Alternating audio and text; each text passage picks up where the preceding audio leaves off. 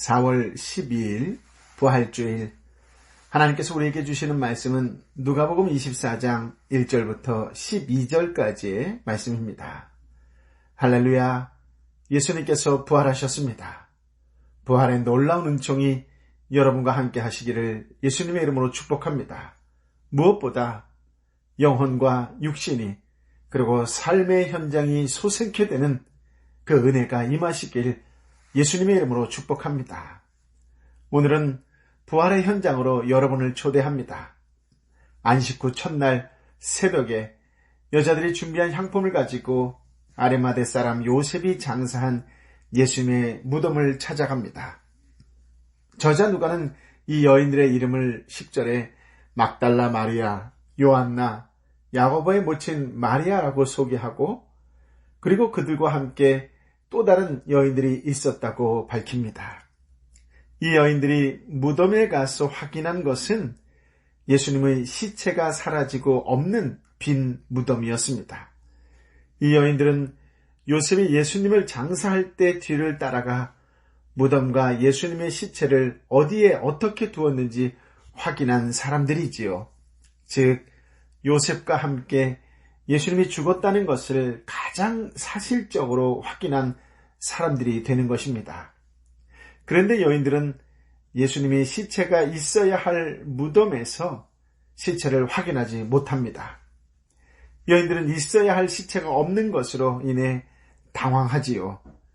이것을 보면 여인들은 예수님의 부활에 대해서는 전혀 예상하지 못했다라고 하는 것을 알 수 있습니다. 시체가 없어진 것이 예수님의 부활과 연관이 있을 것이라고는 상상도 하지 못한 것이지요. 단지 혹시 누군가가 시체를 가져간 것이 아닌가라는 생각을 하면서 근심을 했을지도 모르겠습니다. 앞서 23장 56절에 보면 예수님의 무덤과 시체를 확인한 여인들이 돌아가 향품과 향유를 준비합니다. 그리고 준비한 향품과 향유를 가지고 무덤을 찾아간 것이지요. 향품과 향유를 준비한 것은 예수님을 제대로 장례를 지내기 위해서입니다.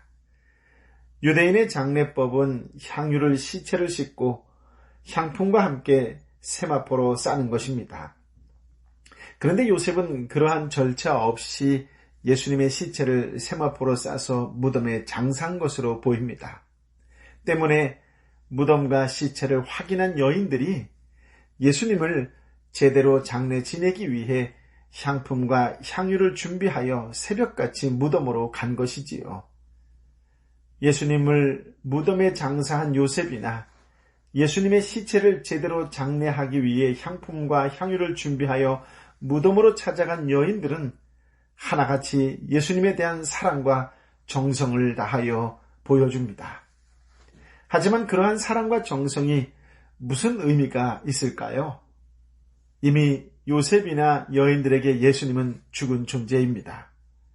죽었다라고 하는 것은 그들을 위해 아무것도 할 수 없고, 따라서 더 이상 예수라는 존재에 대해 아무 희망도 기대도 할 수 없다는 것이 되지요. 예수님을 소망하는 것이 사라진 상태에서의 인간의 사랑과 정성은 결국 인간의 행위만 남을 뿐입니다. 그렇다고 오해하지 마십시오. 그들의 행위가 의미나 가치가 없다는 것이 아닙니다. 다만 요셉이나 여인들의 사랑과 정성, 즉 행위에 초점을 두지 말라는 뜻입니다.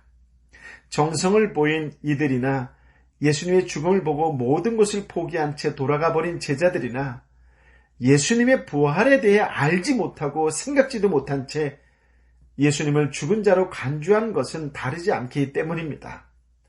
5절부터 8절까지의 말씀을 읽어볼까요? 여인들은 너무 무서워 얼굴을 땅에 대고 엎드렸습니다. 그러자 그 사람들이 말했습니다. 살아계신 분을 왜 죽은 사람들 사이에서 찾고 있느냐? 그분은 여기 계시지 않고 살아나셨다.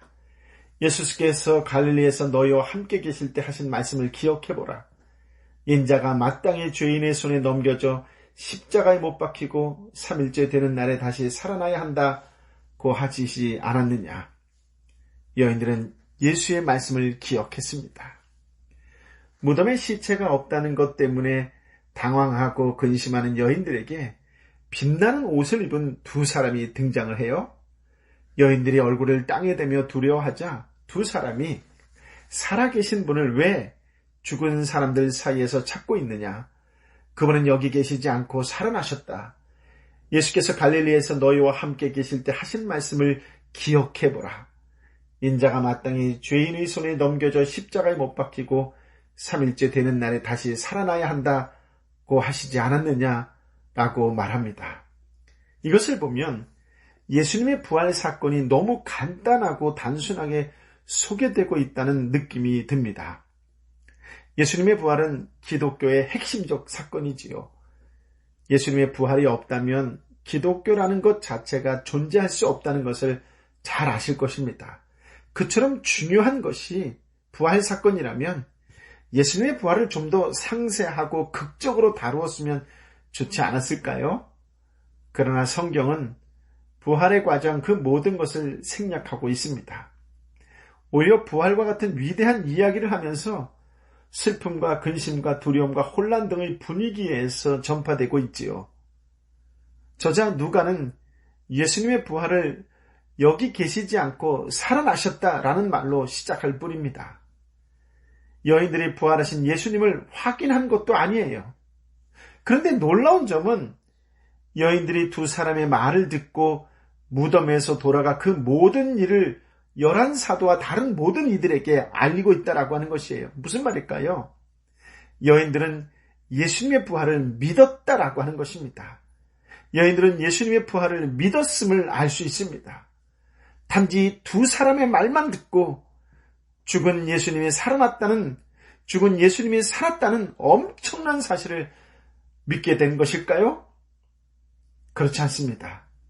8절에 언급한 것처럼 여인들은 예수님의 말씀을 기억했습니다. 그렇습니다. 말씀을 기억하는 것이 핵심입니다. 여러분, 이번 부활주일에는 꼭 한 가지를 기억했으면 좋겠어요. 말씀을 기억하는 것입니다.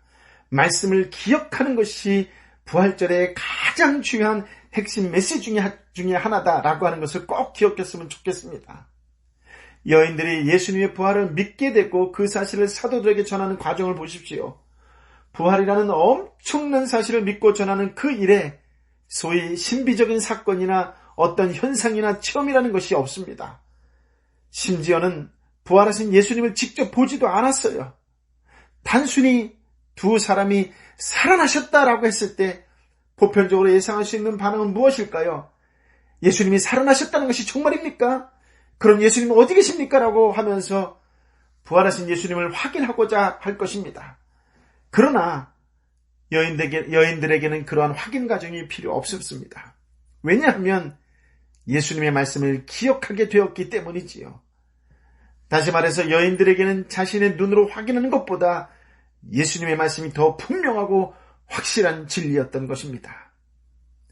말씀을 기억하게 되는 그 하나만으로 충분했기에 여인들은 예수님의 부활을 확인할 필요가 없었던 것이지요. 11절 12절 말씀을 함께 읽어볼까요? 그러나 사도들은 여인들의 말이 어처구니 없게 들렸으므로 그 말을 믿지 않았습니다. 하지만 베드로는 일어나 무덤으로 달려갔습니다. 몸을 굽혀 안을 들여다보니 고운 삼배천만 놓여 있었습니다. 그는 이상하게 생각하며 돌아갔습니다. 사도들이 여자들의 말을 믿지 않을 때 베드로는 일어나 무덤으로 달려갑니다. 그리고 시체가 없고 고운 삼배천, 즉 세마포만 있는 것을 보고 그 된 일들을 이상하게 놀랍게 생각하며 집으로 돌아갑니다. 이것을 보면 베드로 역시 예수님의 부활을 믿게 된 것으로 알 수 있습니다. 베드로가 여인들의 말을 듣고 무덤에서 확인한 것은 시체가 없는 빈 무덤이란 것뿐이었습니다. 하지만 베드로에게도 예수님의 부활을 받아들인 데는 그것만으로도 충분했습니다.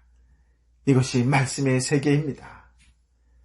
여기서 말씀과 믿음에 대하여 한 번 더 묵상하고자 합니다. 여인들이 무덤 안의 두 사람에게서 들은 말은 그들이 예수님에게서 듣지 못했던 새로운 내용이 아니었습니다. 두 사람은 여인들에게 예수님이 갈릴리에 계실 때에 너희들에게 어떻게 말씀하셨는지를 기억하라고 말합니다. 그 말은 인자가 마땅히 죄인의 손에 넘겨져 십자가에 못 박히고 3일째 되는 날에 다시 살아나야 한다는 것이었습니다. 여인들은 두 사람한테 이 말을 듣고 그들이 들었던 예수님의 말씀을 기억하게 된 것입니다. 여인들은 지금까지 예수님의 말씀을 잊고 있었습니다. 예수님의 죽음을 목격하고 확인했으면 인자가 죄인의 손에 넘겨져 십자가에 못 박힐 것이다 라는 말씀이 기억났을 법도 한데, 그렇다고 3일에 다시 살아나야 한다는 말씀까지 기억했을 텐데 전혀 그렇지를 못했습니다. 말씀을 들었고 그 말씀대로 되어가고 있는데 왜 기억하지 못했을까요? 어쩌면 예수님이 죽었다라는 현실에 매몰되어 절망에 갇혔기 때문이 아닐까라고 생각해 볼 수 있습니다. 오늘날 우리도 다르지 않습니다. 우리 역시 성경을 통해 수많은 말씀을 듣고 또 듣습니다. 여러분의 기억에도 예수님의 죽음과 부활에 대한 말씀이 있을 것입니다. 재림과 세상의 끝에 대한 말씀도 기억에 있을 것입니다. 하지만 우리는 그 말씀들을 기억하지 못하고 살아갑니다. 무덤에서 시체가 사라졌다는 현실에서 부활에 대한 말씀은 잊고 근심하고만 있던 여인들처럼 말씀을 안다고 하는 우리들이 현실을 살아가면서 하는 것이라곤 불안과 염려와 근심으로 가득하지 않습니까? 왜 그럴까요? 분명히 수도 없이 들었는데 왜 그러는 것일까요? 말씀을 잊고 있기 때문입니다. 말씀을 기억하지 않기 때문에 그렇습니다. 이런 우리에게 날마다 말씀이 하는 일은 우리가 들었던 말씀을 기억하게 하는 것이지요.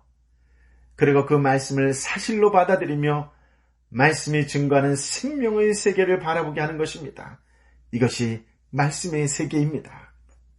부활을 전하는 여인들은 자신이 경험하고 목격한 사실을 전하는 것이 아니라 예수님의 말씀을 기억하고 그 말씀대로 다시 살아나셨다는 것을 전하고 있을 뿐입니다. 자신들의 상상력을 발휘해서 자기 이야기를 보충하지도 않았습니다. 자신들이 듣고 기억한 말씀을 전한 것이 전부였지요. 그래서 예수님의 부활은 말씀의 세계가 시작되었음을 의미하는 것이기도 합니다.